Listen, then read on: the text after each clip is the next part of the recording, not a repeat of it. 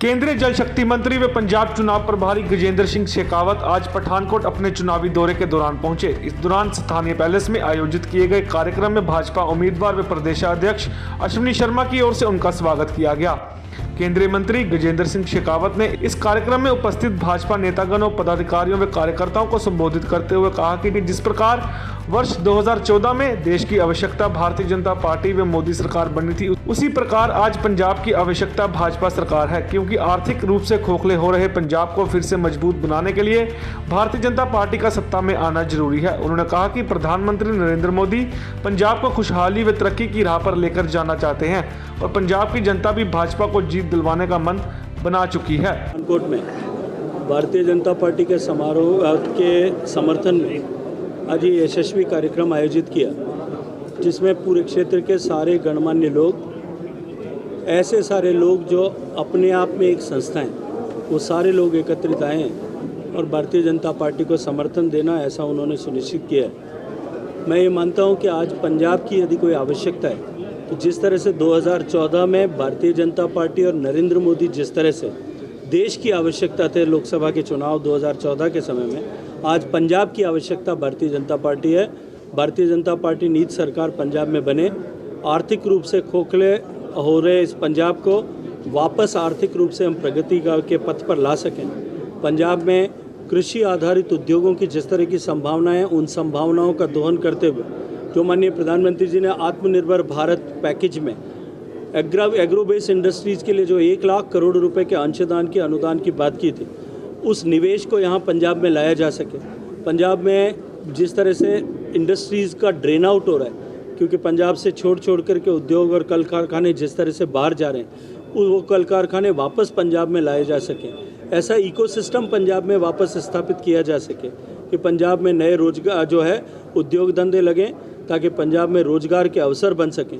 पंजाब जो आज आतंकवाद की आग में पुनः धकेलने के जिस तरह के पंजाब को प्रयास किए जा रहे हैं, उनको रोकने की दृष्टि से काम हो सके और एक मजबूत इरादों के साथ में एक मजबूत सरकार और मजबूत प्रशासन पंजाब में आए, ताकि जिस तरह के माफिया राज, चाहे वो ड्रग माफिया है, चाहे वो गन माफिया है, चाहे वो रेती माफिया है और चाहे वो शराब माफिया है, वो सब माफिया जो यहाँ पंजाब में फैले हैं, इनका समाधान करने की अपेक्षा केवल भारतीय जनता पार्टी से की जा सकती है। क्योंकि ऐसी सरकार जो दिल्ली में खुद लिकर के शराब के जो है परोसने के लिए काम कर रही है और जिनके नेता की जो है वो फोटो और वीडियो आप सबके चैनल्स में जो है नशे में झूमते हुए दिखाई दिए, उनसे नशा मुक्त पंजाब की उम्मीद करना बेमानी है।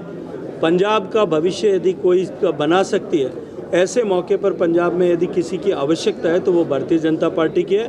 नरेंद्र मोदी जी के नेतृत्व में हम सब इसके लिए काम कर रहे हैं। आपने आगे मुख्य जो चुनावी विपक्ष था वो कांग्रेस पार्टी थी, क्या आप इस बार आपको मान रहे हैं? क्योंकि आपके भाषण में स्पष्ट दिखाई दिया कि जो आप पर आपने निशाना है। मुझे लगता है कि भारतीय जनता पार्टी के सामने जो कोई भी चुनाव लड़ रहा है वो सब हमारे लिए प्रतिद्वंदी है और मैं ये नहीं मानता कि आम आदमी पार्टी कोई बड़ा प्रतिद्वंदी है, लेकिन जिस तरह से वो प्रचार के माध्यम से अपने आप को प्रतिद्वंदी बनाने का कोशिश कर रहे हैं, दिखाने का प्रयास कर रहे हैं। पिछले चुनाव में पार्टी के सामने जो कोई भी चुनाव लड़ रहा है वो सब हमारे लिए प्रतिद्वंदी है और मैं ये नहीं मानता कि आम आदमी पार्टी कोई बड़ा प्रतिद्वंदी है, लेकिन जिस तरह से वो प्रचार के माध्यम से अपने आप को प्रतिद्वंदी बनाने का कोशिश कर रहे हैं, दिखाने का प्रयास कर रहे हैं। पिछले चुनाव में भी उन्होंने इसी तरह का एक पिक्चर पोर्ट्रे करने का काम किया था। आप मीडिया के साथियों के जो सर्वे थे उसमें भी शायद 80, 90 और 100 तक सीटें दिखाई दे रही थी, लेकिन पंजाब की जनता ने उनको नकार दिया था। एक बार फिर पंजाब की जनता उनको क्या आप समझते हैं किसान आपको वोट देंगे? निश्चित रूप से देश के किसान, देश की कृषि क्षेत्र के भले के लिए अगर किसी एक सरकार ने सर्वाधिक काम किया और सर्वांगीण काम किया, वो नरेंद्र मोदी जी की सरकार ने किया है। और ये मैं नहीं कहता, जो किसान आंदोलनों के समय में या किसान की राजनीति करने वाला या कृषि क्षेत्र में काम करने वाला हर एक एक्टिविस्ट जिसका नाम लेता है वो डॉक्टर स्वामीनाथन, उन्होंने खुद ने अखबार में लेख लिख करके ये कहा कि सबसे ज़्यादा काम अगर किसी ने किया है, सबसे ज़्यादा सकारात्मक निर्णय किसी ने किया है, सॉइल हेल्थ कार्ड से लेकर के प्रधानमंत्री कृषि सम्मान जो है किसान सम्मान निधि तक, किसानों के कल्याण के लिए जितनी योजनाएं और जितनी आवश्यकताओं की पूर्ति के लिए काम देश की सरकार ने नरेंद्र मोदी जी के नेतृत्व में किए हैं, अब तक किसी ने नहीं किया। शेखावत जी, पंजाब के सीएम चरण इसलिए दूसरी जगह से चुनाव लड़ने की शायद उनको सूझी होगी। कांग्रेस ने दलित सीएम पंजाब को दिया है। आपका जो सीएम कैंडिडेट है, बीजेपी ने जो अलायंस है, उसका क्या है? कोई दलित सीएम? देखिए, भारतीय जनता पार्टी में ये परंपरा नहीं है कि हम चुनाव से पहले मुख्यमंत्री डिक्लेयर करें। भारतीय जनता पार्टी जहां पहली बार चुनाव लड़ती है, सरकार बनाने के लिए लंबे अंतराल के बाद में चुनाव लड़ती है, वहां हमेशा ही हम विधायक दल चुनाव के बाद में अपना नेता चुने और उसको पार्लियामेंट्री बोर्ड जो हमारी सुप्रीम अथॉरिटी है वो उसके ऊपर मोहर लगाए। ये परंपरा है। क्योंकि आपने देखा होगा, जब हम उत्तर प्रदेश में चुनाव लड़ रहे थे 25 साल बाद में पिछले चुनाव के समय, तो अब हमने मुख्यमंत्री का चेहरा नहीं डिक्लेयर किया था। किसी ने कल्पना नहीं की थी कि योगी आदित्यनाथ भारतीय जनता पार्टी के मुख्यमंत्री चेहरा होंगे। महाराष्ट्र में जब हमने गठबंधन शिवसेना का 25 साल का टूट जाने के बाद में जब पहली बार चुनाव लड़ा था, तब देवेंद्र फडणवीस हमारे मुख्यमंत्री होंगे, ये कहीं घोषित नहीं थे।